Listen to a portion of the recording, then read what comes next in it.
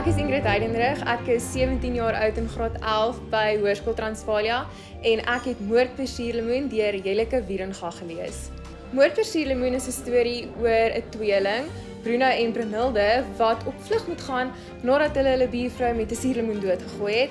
Hulle doen dit met die hulp van hulle beste vriend Ben en op hulle pad ontmoet hulle 'n paar weird karakters en beland in redelike groot moeilikheid.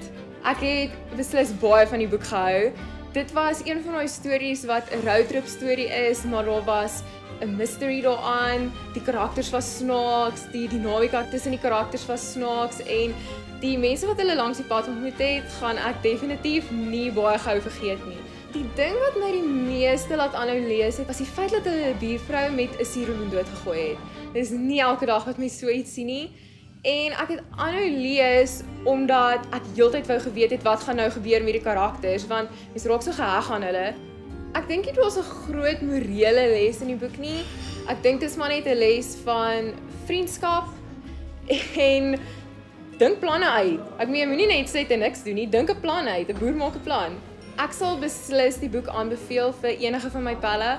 As ek sien hulle te afdag, sal Moord per Suurlemoen hulle definitief weer aan die lag kry. En ek dink dit is sommer net 'n fun boek vir enigiemand wat lus is vir 'n pick-me-up.